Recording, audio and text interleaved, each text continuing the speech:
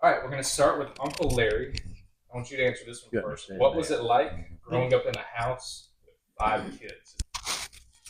Well, we didn't know the word then, but brutal comes to mind now. Oh, that's not true. No, it wasn't. They was I was the oldest, and in the summer I always had to herd them up to come take a nap. That's one thing that pops in my head. A lot of things pop in my head. I didn't know that. Well, I was the baby, for 7 years. So it I mean it was great. We had a great time, but I was the baby, and when I found out mother was gonna have a baby, I was thrilled because I was tired of being the baby. Because I heard, oh, mama lets her do everything because she's the baby. Mhm. So but we had a good time.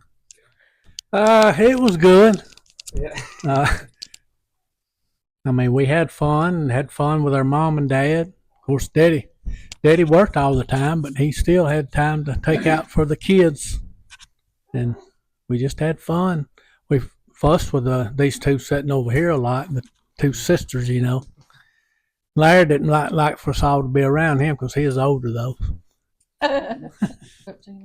Well, growing up, you don't think about it. That's all you know, and you just assume that everyone else's family is like that, I guess. But um, I'm trying to think about the dynamics of it. So Larry, being the oldest, was always the peacemaker. I never remember Larry um, raising his voice to me. He was always, like I said, the peacemaker. For example, Daddy had a swing for us out here. There was a large oak tree with a rope swing. And of course, Ricky and I, we were only 18 months apart. So naturally, we argued a lot. And so we would always argue, I got the swing first. He said, I got the swing first. And so Larry was always the reasonable one and would say, well, y'all take turns. So Larry was, like I said, I just don't ever remember him raising his voice to me. He showed me how to tie my shoes. Um, he was just, and this is something you may not know. So when we first moved into this house, it was a 2-bedroom. And mom and dad had their bedroom, and the four of us, this was before little Ken, we call him little Ken, was born. Yep. This was before he came along. And so Becky and I shared a bed on one side of the room. Ricky and Larry shared a bed on the other side of the room. And I remember that being such a fun time. We would go to bed at night listening to the radio. And boy, this is dating me right here, but there was a show called Lum and Abner. And we would listen to that at night. And Larry, at the time, I remember, was always kind of a neat person. And he would tell us he would kind of get us to organize our room and straighten it up and make it nice. But that's one thing I remember. And then I guess Becky and I kind of fought a little bit. I'm sorry to say that I tried to be very controlling, and I'm sorry about that. I'm embarrassed. But she was, as in our teenage years, Becky had a very big interest in cooking and the inside work. I had none of that interest. I did not want to cook. Becky was the kind of girl that got in there and literally fried donuts, made homemade donuts. And I chose, because Daddy was a workhorse, I chose to be outside cutting the grass. I was always wanting to be outside. So, but it was a fun childhood. Growing up, all I could think of was, I don't belong here. I belong in the city. I want to be like the Brady Bunch. I want to have sidewalks. and the big house. But looking back on it, it was the best childhood ever. Mom and Daddy made a party out of everything. And Becky kind of jokes that we have a lot of pictures of us eating homemade ice cream, but I think that was their way of just having fun. I mean, Daddy would crank up the ice cream freezer, and when I say crank it up, I mean literally.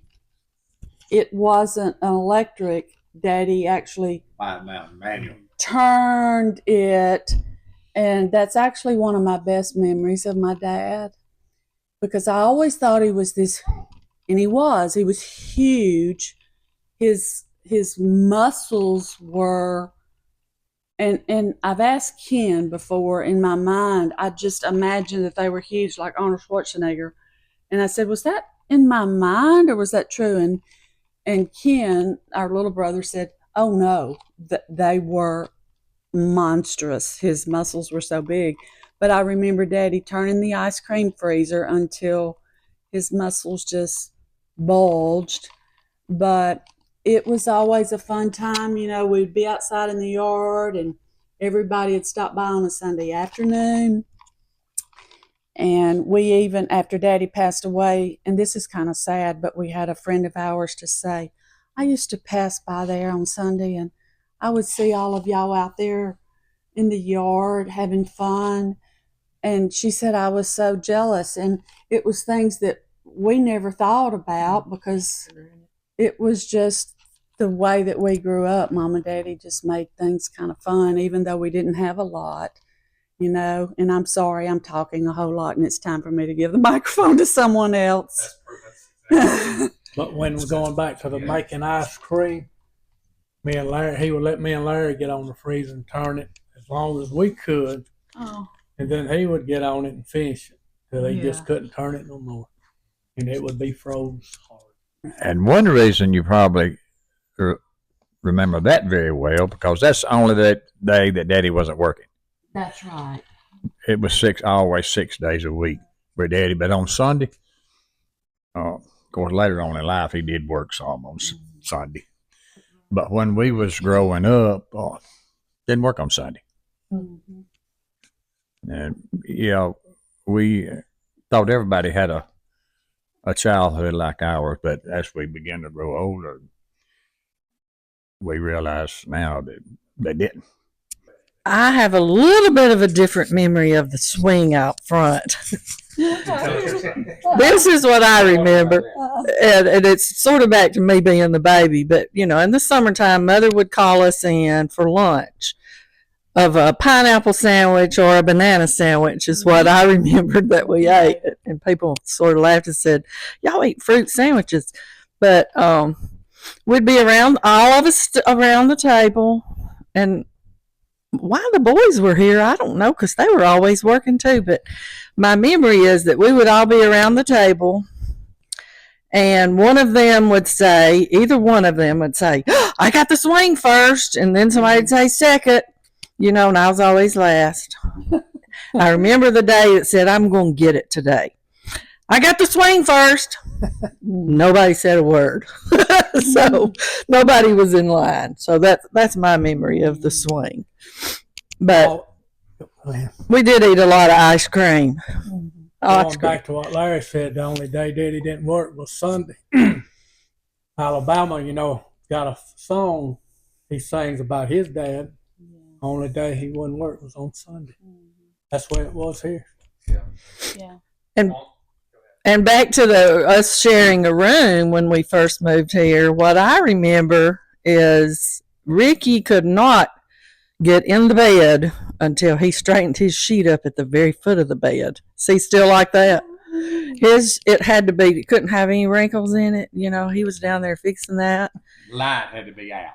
And there couldn't be any lights on, yes. But then sometimes he would sneak in there and get under the bed.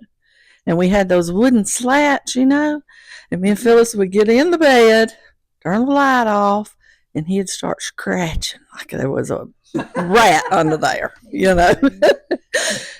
And Larry would, when he started dating he would always come in and check on us, me and Phyllis, just he'd cover us up, or whatever. And I can remember one night that I really wanted to play that part, and I acted like I was asleep hanging off the bed, just so he would pick me up and put me in the bed and cover me up. I don't know if he ever figured out we were faking. I know there's a lot to choose from, but maybe there's like one memory with somebody that really stood out.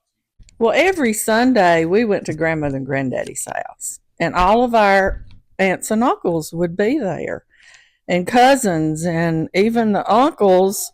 And I ran across a picture the other day of this very thing. They would get out and play football. The uncles would. Uncle Billy, 2 Uncle Billies. Leslie was in one picture that I saw, and even Daddy. Who else am I? And I don't really remember Herman. Carl and Cecil. I really don't remember Herman as much playing, but all of the aunts and uncles had an impact on me in a different way. Well, first of all, no one had more of an impact on me than my mother and my daddy. And that's just how it is. And the thing is, growing up, you don't realize how lucky you are, because that's all you know, and you just assume that everybody else is like that. So, of course, Daddy, I've always said Mom and Dad, I was so lucky, or we all were, that they complemented each other so well. Daddy was the stern taskmaster, we're going to do it like this, and just very tough. And Mom was more of the quiet, sweet, patient, and this Cook is breakfast 3 times a day in the summer kind of girl. Yeah, and she was always, and some things I can remember Mom saying growing up, well, like it's at the supper table, well, Johnny, don't upset them before they eat. Let them eat their supper. So they had more impact on me than anybody ever will. But Becky's right. Our aunts and uncles, we were lucky.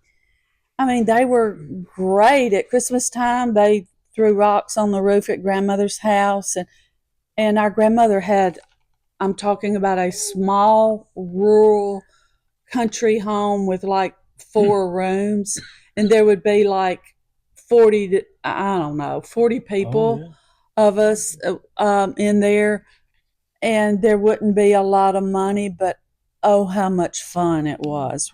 We had so much fun there. And so yeah, all of my aunts and uncles, grandmothers, they all had an impact on us, but no one more than Mama and Daddy. Mom and Daddy were the best. I can say all the things they said, but Mom and Daddy, they had a big impact on us. They all, on Sunday, they took us to church, and they taught us good work ethics. They really taught that, especially Daddy. And Mama did too, because Mama worked just like Daddy did at home. And she did have a public job a little bit. Those were the worst days of my life. Yeah. She didn't work much, but very long. But in the summer, it was 2 summers that you worked for a little bit. One when we lived in the Elmore Jones house, because I can remember Daddy was going to take me and Phyllis to the garden. I guess he didn't want to leave us in the house alone. And we didn't know either one of us didn't know how to tie our shoes yet. And I remember sitting there on the doorstep and Phyllis, saying, what are we going to do? We don't know how to tie our shoes. And I don't remember what happened. And I was telling Larry this story the other day. He said, why didn't you ask me? I said, I guess you were working, or you and Ricky, but Mother poured everything into us. And that little short period she was gone, we knew what we were missing. But from Mother and my aunts, because I think that's the commonality that Mother had with most of my aunts is how to love babies. I mean, we love babies, and I knew how to take care of babies because mother was such a good mother. Mother was born for children. Yes. She was born to have babies. I know, like, what your favorite subjects were in school and kind of like what your reputation was. I remember in school, and elementary school was great. I loved elementary school. But from basically, if I look back on it, there were two groups of people, and there were the boys that smoked and were out by the designated smoking there area, and then there were the rest of us. I don't think it was as much as like it is today. We weren't into the name brand, and I don't ever really remember feeling any pressure because I thought somebody had more than I did. We were just all friends. And my favorite subject was English. I liked English, was my favorite. Becky's a very good writer. Becky is a naturally talented writer. She does have that talent, and I'm a little envious. I liked school. I liked the social part of school. And I was popular. I mean, I admit it. I was popular.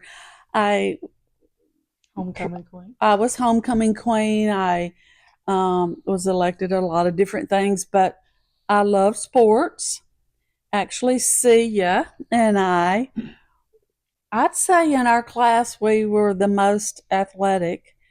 We played every sport that our school offered, and we went to a very small school, country school, of course. And we played every sport that they offered for girls, which at that time was softball, volleyball, and then of course we excelled in PE. We won ping pong. We were ping pong champs. We were volleyball champs. We were the track team champs. Tramps. But I love the social aspect of school. I was an okay student, but I didn't push myself. I don't know. I just didn't. I made A and B on a roll almost every time, but I like the social aspect of school. Loved going to football games on Friday night. My brothers played football. That was one of the most, again, a social time because we live so close to the school. So we're like, this house is 2 miles from the school. And so the football players would come to our house on Friday afternoons for a quick supper because I'm sure some of them lived, further away. And so Mom would have spaghetti or hamburgers, and she'd feed like a lot of Ricky's friends. And I love that.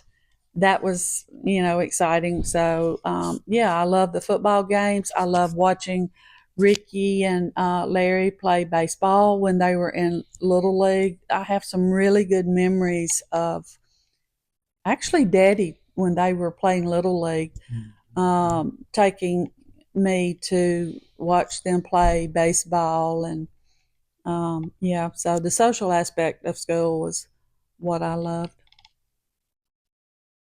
What about y'all's school? I never did dread school. I liked school pretty good. And we did, talking about Daddy going to the ball games, looking back now, it was a big deal for him me and Ricky always played Little League. I didn't ever play high school football, baseball because I was fairly good at baseball, but I was too busy working. I mean, to me, it was just I worked in the afternoon. I didn't have time to play baseball. I only. How old were you when you started working? When I started working, Yes, sir. I went to the woods with Daddy when I was 5 years old, and actually carried a measuring stick. And we all drove when we were little. We would sit in Daddy's lap and drive. So, I mean, that was just common then. I remember they started teaching, and we got to high school, driver's ed. Me and it wasn't just me and a bunch of my friends. We thought that was the silliest thing we'd ever heard of. We did. Really, I mean, we weren't just trying to be smart because we'd been driving since we was 6, 7, 8 years old. Yeah. Daddy, he had trouble believing this. We was talking about things he let me do. And I can remember, I don't know why Ricky didn't go. I guess he had him on another project. And 2 was a waste of time. But he'd send me to Fayette. We lived on the Concord Road, and we're about 12 miles up there by myself when I was 11 years old to the female. But it was a different era. There wasn't as much traffic. The last thing we were worried about it was a cop, although one did bring Ricky home one day. Okay, we gotta talk about that story. You've heard about that? But they got him up the road riding without a helmet. Of course, he did. I don't figure he had. He wasn't old enough to have a license anyway. That was. I wasn't here. You remember that, Mama?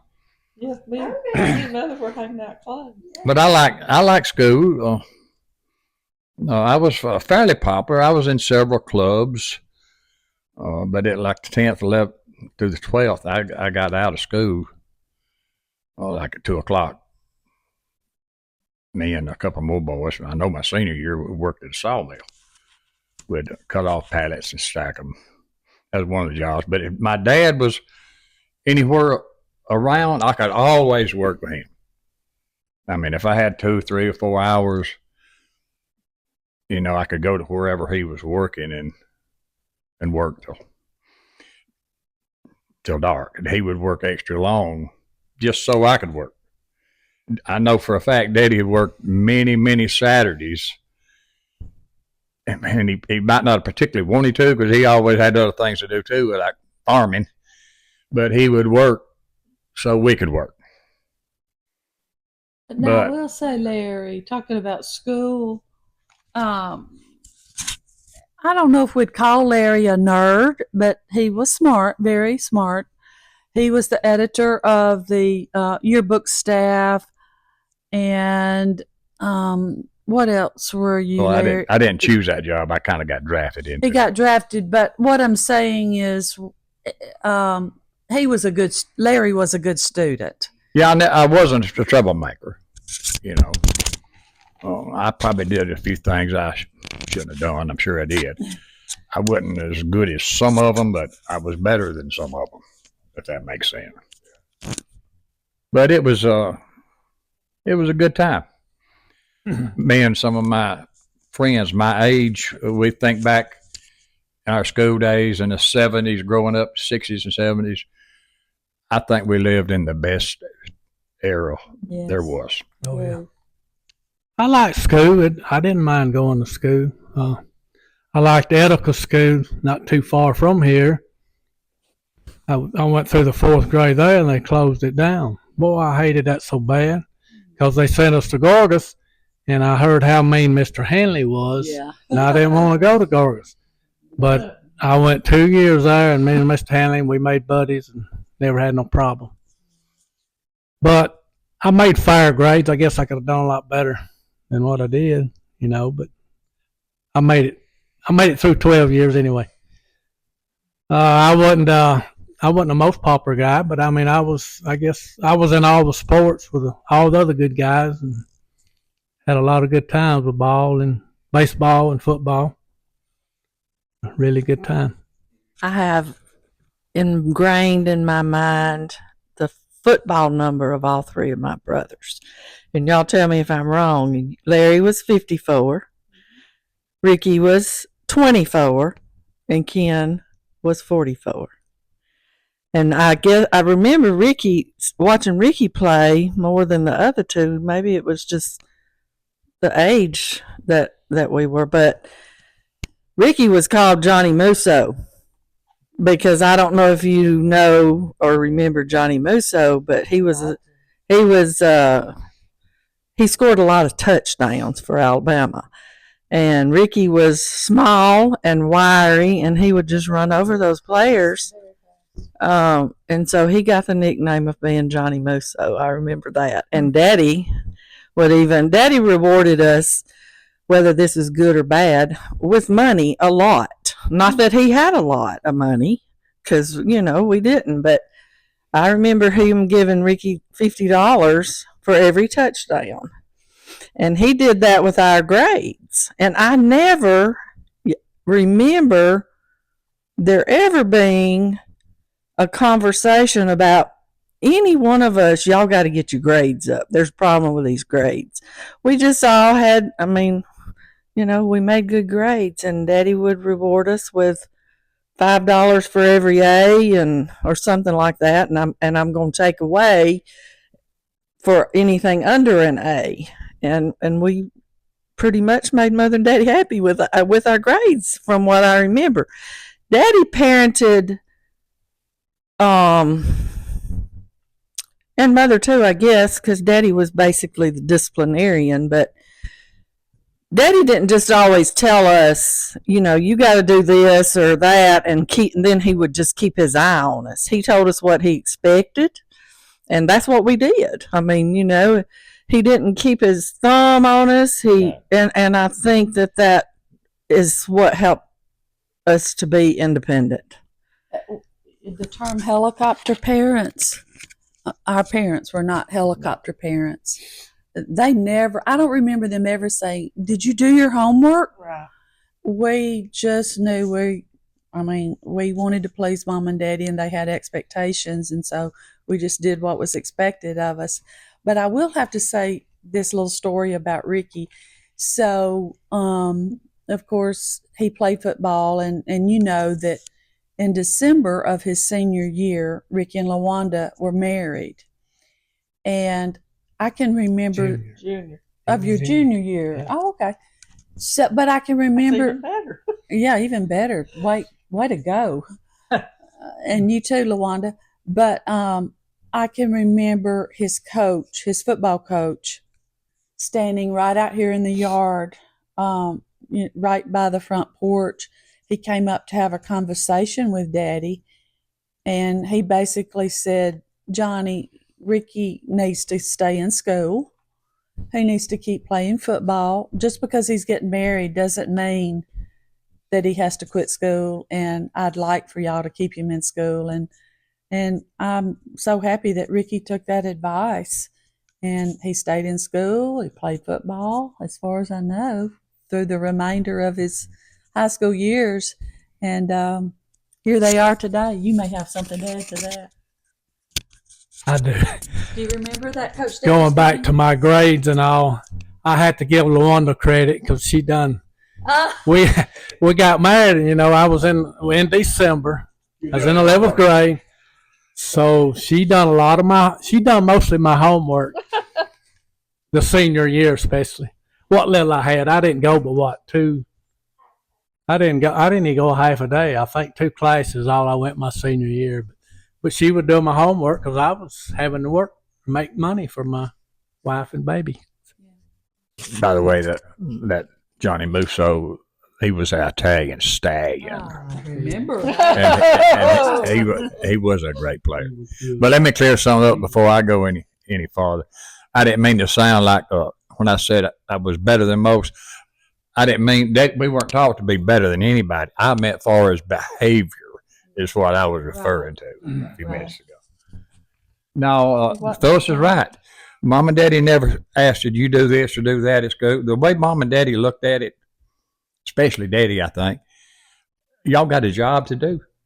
Just like I have a job to do. And y'all were on your own. Even when we was just little kids. I'll give you an example, and not that they wouldn't have given it to me, but when I was in high school, we had school fees. I don't know what to do now. They weren't but like $20. And like I said a while ago, we always worked. We always had money in our pocket. At least I did. We didn't have a lot, but there's hardly a time that you wouldn't find us with a little money because we were working when we had time, after school and whatnot. But yeah, and I paid mine. I never asked Mom or Dad. I don't remember ever discussing school fees. They weren't but $20. I just paid it myself. what I'm saying, somebody could ask mom, they probably wouldn't even know. You know, of course, that probably changed later. I'm sure they got to be a lot more. But yeah, we were taught to be independent. We was on our own. We knew that if we didn't make good grades, things weren't going to turn out good. Yeah. It's going to be bad. Mm-hmm. You're either going to fail and be humiliated or embarrassed. So we were on our own in a sense. And when we say that they didn't just keep their finger on us or their eye all the time, it didn't mean that Daddy didn't know what we were doing. Oh yeah, he was observing, but He knew what was going on, and he was keeping in touch with whoever to know what we were doing. But he just didn't write us about. I mean, he would say, "When y'all get off the bus, you need to pick these peanuts off." And when he came home, that's what we had done. He didn't have to go back and revisit it about why. He didn't tell us everything. He would tell Mom at 4:00 before he left for the foundry what we were to do, or what he expected us to do. He didn't believe in idleness. And he would say, "Now, Doris, don't you let these girls lay up in the bed. You make them get up and help you with these peas," or whatever was the. Let me just make it known right here. I hated picking off peanuts. I hated getting down there in that corn crib and shucking corn because I was afraid of snakes and rats and all that. And I saw one day. And so when I say that I wanted to grow up, I wanted to be different. I wanted to be the Brady Bunch. But looking back on it, like I said, it was the best childhood. And then I had friends who lived in the city or in the suburbs, and they would come here and they would be so jealous of me. They would say things like, "Oh, y'all have a dog?" A horse. Which I thought was crazy. You have a dog? Yeah, we have a lot of dogs around here.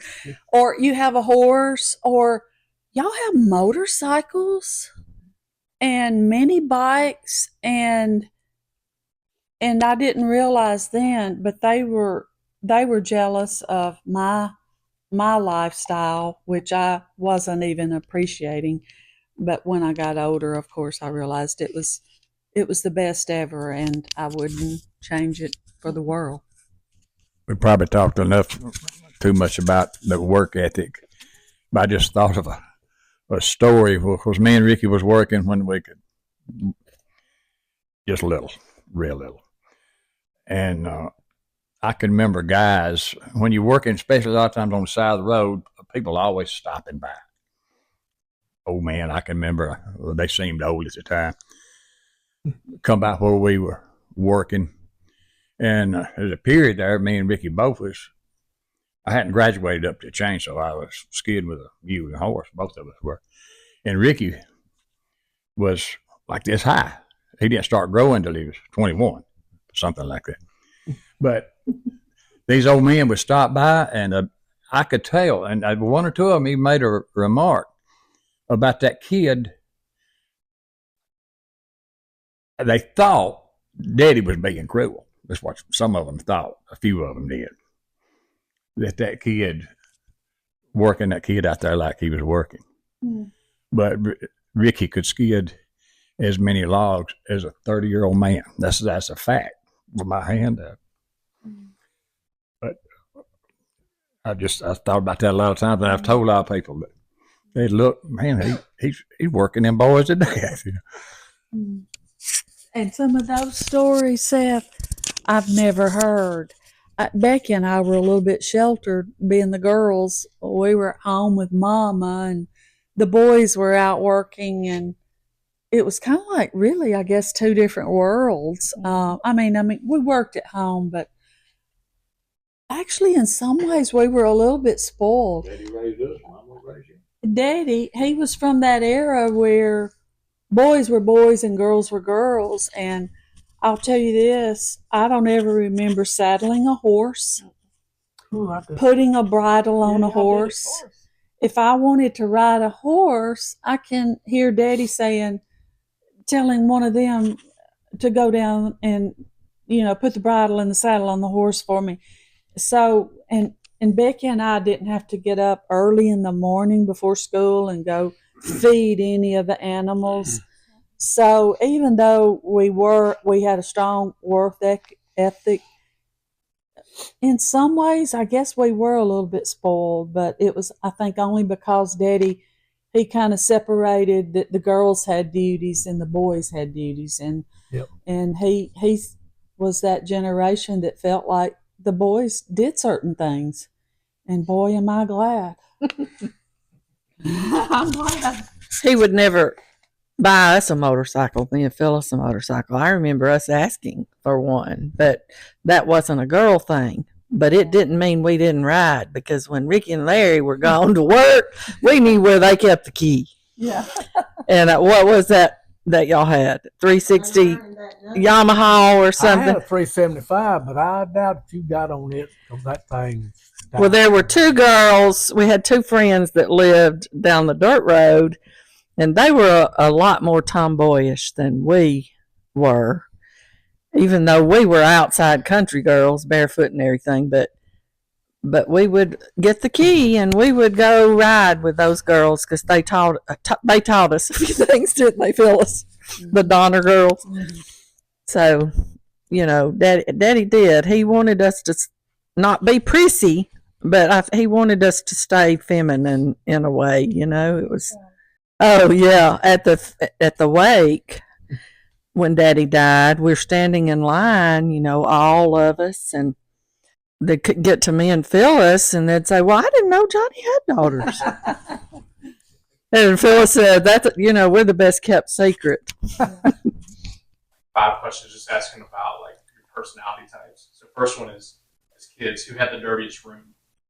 He's not here, so we're gonna We just had that one room. Well, dirty. But I don't remember cleaning the house. I mean, me and Larry didn't have to do that stuff. Again, that was the separation of the boys and the girls. They did clean. I will. Well, I remember helping Mom a few times. I think she always did. Basically. I will say that I was the most OCD. I still am. I admit it. I can't help it. I like everything's neat in order. And that was one of the ways that Becky and I kind of argued, because she didn't keep things the way I wanted her to. And that was a little bit of source of contention between us. So, yeah, I liked everything kind of perfect. Specifically, shoes. Phyllis said I always had my shoes everywhere. And that's probably still true. And I, she wanted them real lined up in the closet because we shared a closet. And I would just, kick them off. I still do that. And I married somebody that's got more shoes than me, and his are everywhere. So I'm trying to be more like Becky as I age. Ditto. Yeah, and Larry would straighten shoes. So Who would y'all say is the best cook? Becky is by far the best cook. And Ricky too. I mean, Ricky cooks. Larry never had any interest in cooking, and Phyllis didn't either. But I did, and Ricky did. So I have to say, right there is the best. well, yeah. The best cook is But- Mama. I will say, me but living here close to Becky, I eat off and on down here, and she has made a great cook. Yes, she is. Becky's the best cook. But I like it. I like to do it. So And then last one, who would y'all say is the funniest of the bunch? Between the kids, Between the 5. We ain't that funny. We're too serious. yes, and Phyllis and I just had this conversation the other day that we're too. I mean, we are kind of too serious. I mean, we take. And I'm trying to be better in that, but I'm not funny. And none of us are funny. None of us are funny on purpose. Yeah. Sometimes we laugh at each other, but it's not because we're trying to be funny. Yeah, Becky and I, like she said, have had a conversation about we are too serious and we're trying to change that and be better. I married someone with a sense of humor, and honestly, I'll tell you right now, that was part of my attraction for him. He's got a sense of humor, so he's helped me have a sense of humor, and he's not here tonight. You got one message to give your grandkids, great-grandkids, just like future generation. What would that message be for them? So they can Well, the first thing that pops to my mind and I could think about this and probably get something a little deeper, but keep Jesus Christ first in all you do, and your family next. That'd be the main thing. Is family is next to Jesus, and family's the main thing. That's a hard one, Seth.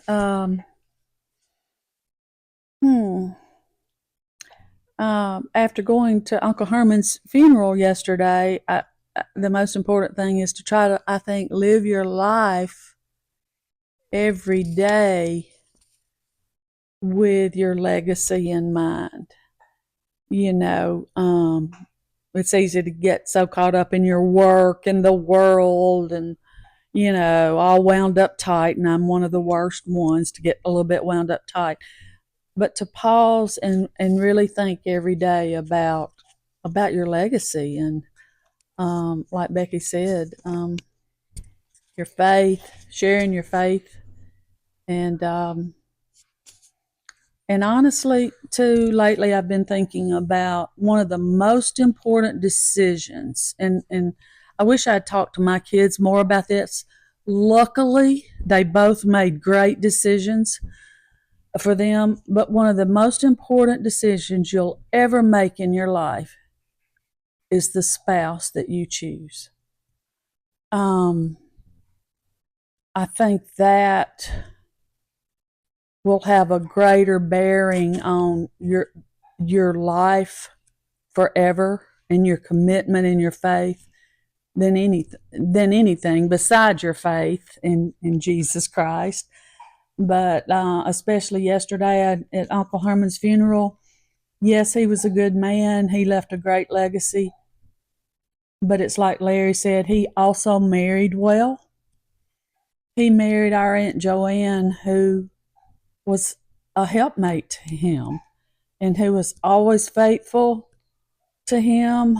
I know Ricky, he can say that as well for LaWanda. I can say that for myself. And I think that's one of the most important choices you can ever make. And then I guess the last thing, I think, and I was thinking, because tomorrow's Mama's birthday party, and as I was thinking about my mama, I was looking at Paul's chapter on love in 1 Corinthians, and if you'll look at his first adjective he said about what love is that love is patient. And I don't think that's an accident that he chose that adjective, that love is patient. And I know I have a lot of my daddy's qualities, but I always try to be like Mama, and that's the description of Mama. Mama is patient, and so that's what I would share. I heard James Sweeney say one time, elderly man lived down the road here and just passed away a few months ago. He said, other than God, your family was the most important, should be the most important thing in your life. And we need to put God first. And like Becky said, family's next. And we need to, I hope my kids and grandkids and all will honor their mother and daddy, because that's what the Bible tells us to do. I have failed a lot. We're going to fail, but we still need to stick to what the Bible says about honoring your mother and father. And I guess that's it. Well, I agree. Our faith is the most important thing. I can remember Dad saying several times, I can show you in the Bible where the family was ordained before the church. It's in there. So I would advise my kids, and I've failed them. I wish I had a chance to do it all over again, but I can't, and I'm running out of time. But our kids, and as well as theirs, sitting here, have turned out great. I'm proud of my kids because although I've failed them, they haven't failed me, and they haven't failed our God. But and the other thing that's is to teach them. I would advise them to be good servants because I think that's why we're here, to help one another and to love all. Oh. That was great.